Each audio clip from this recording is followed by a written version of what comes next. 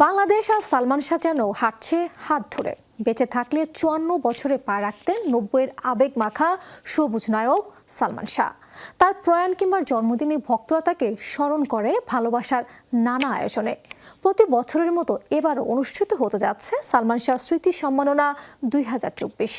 ২৯ September FDC চত্বরে প্রিয় নায়কের জন্মোৎসব পালন করবে সালমান শাহ স্মৃতি পরিষদ। তাতেই দেখা দিয়েছে বিপত্তি। সালমান শাহকে নিয়ে এমন আয়োজন করতে দিতে নারাজ তার মা নীলা চৌধুরী, করেছেন জিডিও।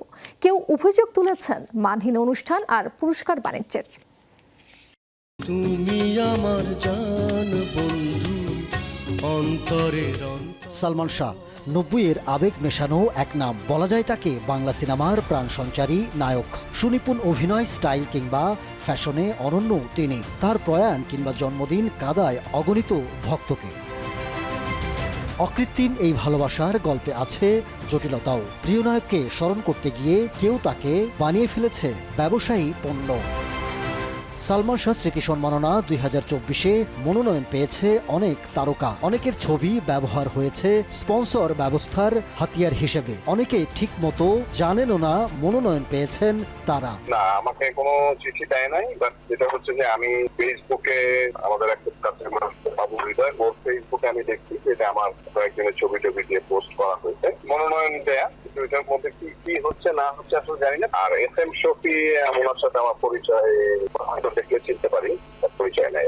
এই আয়োজনের বিপক্ষে সালমান শাহর পরিবার। তার মা লন্ডন থেকে যমুনা টেলিভিশনকে জানান তার ছেলেকে নিয়ে এমন কোনো কিছু চান না তিনি। অভিযোগ তোলেন সালমান শাহ স্মৃতি পরিষদের সভাপতি SM শফির বিরুদ্ধে। তার নামে করেছেন তেজগাঁ থানায় জিডি। ও কয়েক বছর থেকে এরকম জোর করে সে অনুষ্ঠান করে। গত বছরও বোধহয় ইলিয়াস কাঞ্চনের নিপুণ ছিল, ওরা বন্ধ করেছে আগের দিন। জন্মোৎসব মানেই নাচানাচি না, আর ওখানে নাচানাচি যা হয় এটা ভালগার হয়, এবং অনুষ্ঠানের শেষে অনেক খারাপ কীর্তিকলাপ হয় ওখানে।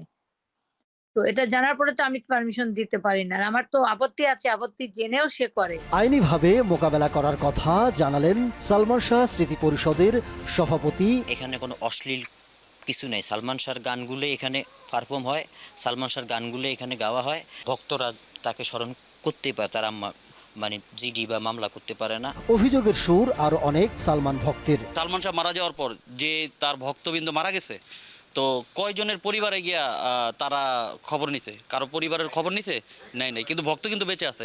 এই যে তার নামে মিলাদ পড়ায়, এই যে খাবার বিতরণ করে, এটা করে, সবাই তো নিজের টাকা দায়ী করে। রয়েছে আবার ভিন্ন মতামত। ভক্তরা আসলে সালমান শাহ নামে কিভাবে অর্থ দেয়, এটা আমি আসলে আমার বোধগম্য না। তো এটার একমাত্র সালমান শাহ ফ্যামিলি রাখে।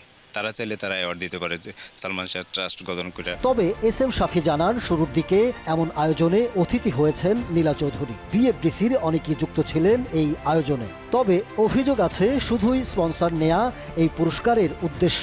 স্বচ্ছতা নিয়ে কি বলবেন আয়োজক? আমি যদি স্বচ্ছ যদি না থাকতাম তাহলে আমার এই অনুষ্ঠানগুলো এই যে আর সবসময় অনুষ্ঠান FDCতে হয়, এবারও হচ্ছে। এবারে আমাকে শিল্পী সমিতিতে সবাই আমাকে সহযোগিতা করতেছে, শিবাসানু ভাই, পরিচালক সমিতি সবাই।